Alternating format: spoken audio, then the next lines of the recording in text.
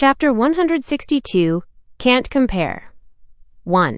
आदमी थोड़ा भ्रमित था, लेकिन उसने फिर भी सिर हिलाया। आदमी ने सोचा कि लियू हाईकोंग अपनी पत्नी को जानता है और जल्दी से महिला को इशारा किया। जल्दी आओ और राष्ट्रपति लियू का अभिवादन करो। महिला का माथा पहले से ही पसीने से तर था। वह कदम दर कदम आगे बढ़ी। उसका मुंह काफी देर तक हिलता रहा, लेकिन उसने एक शब्द भी नहीं कहा। कोई जरूरत नहीं। लियू हाईकोंग ने महिला का अभिवादन अस्वीकार कर दिया। उन्होंने अपने बगल में खड़े लियू यून की ओर इशारा किया और परिचय कराया, यह मेरा इकलौता बेटा है। जब आदमी ने ये देखा तो वह तुरंत लियू यून से हाथ मिलाने के लिए आगे बढ़ा।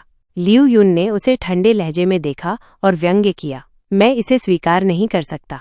आपकी प्रेमिका ने अभी मुझे एक बदबूदार कीड़ा कहकर डांटा। मैं और कुछ नहीं कहूंगा। अगर आप जानना चाहते हैं तो अपनी पत्नी से पूछें। मैं उससे हाथ मिलाने के लायक नहीं हूँ।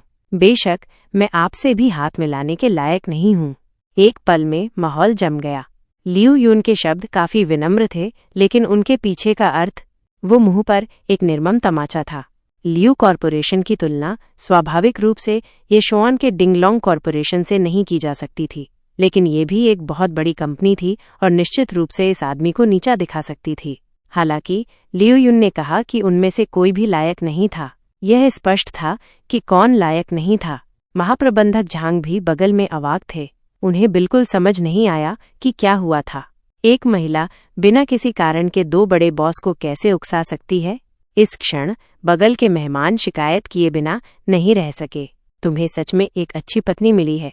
उसने अभी कहा कि हम सब देहाती हैं जो केवल ऐसी जगह पर चाय पीने के लायक हैं जो संस्कृति से भरी होने का नाटक करती है। हम सब बेकार लोग हैं।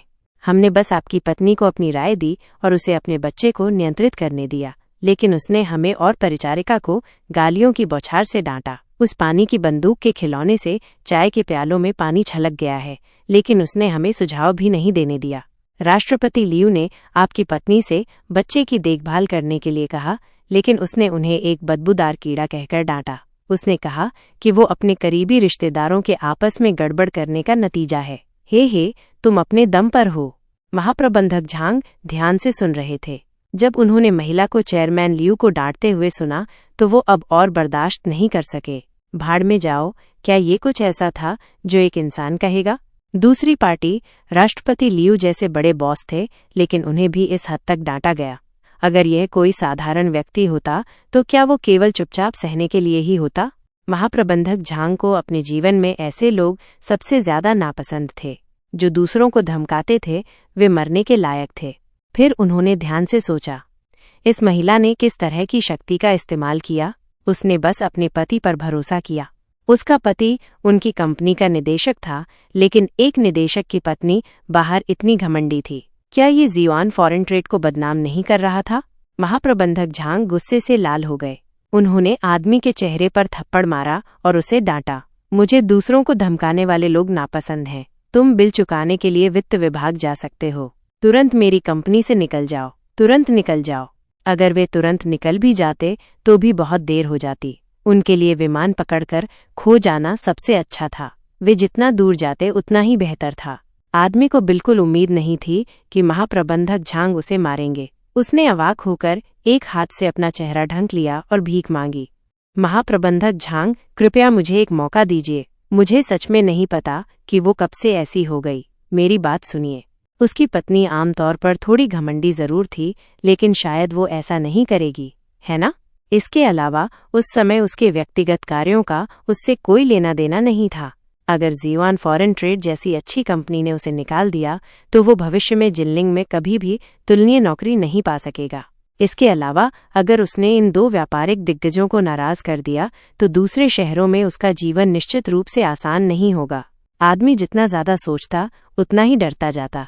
उसे अपने लिए बाहर निकलने का रास्ता भीख मांगना पड़ा।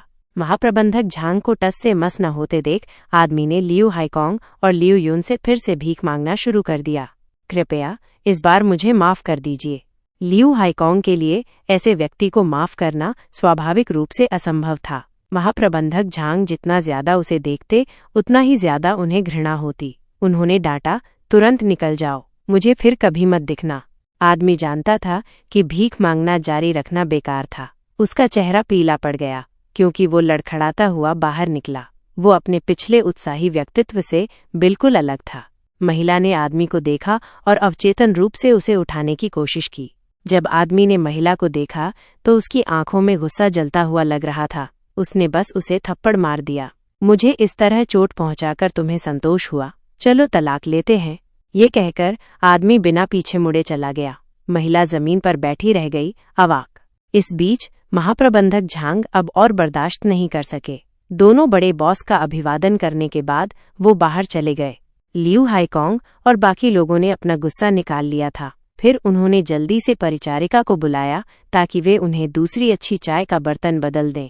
इस बिंदु पर लियू हाईकोंग ने अपने बगल में बैठे अपने बेटे को कोहनी मारी और कहा, वो अच्छी चाय की पत्तियां कहाँ हैं जो मैंने तुम्हें लाने के लिए कहा था? क्या तुम उन्हें लाए हो? लियू यून ने सिर हिलाया और अपनी जेब से चाय की पत्तियों का एक छोटा सा बैग निकाला। ये शुआन थोड़े उत्सुक थे। उन्होंने उसे लिया और फाड़ दिया। एक सुगंधित गंध फैल गई। ये शुआन की आंखें सुगंध सूंघते ही चमक उठीं और उन्होंने पूछा, क्या ये वुई पर्वत से ताज़ा जारी किया गया दा होंग पाओ है?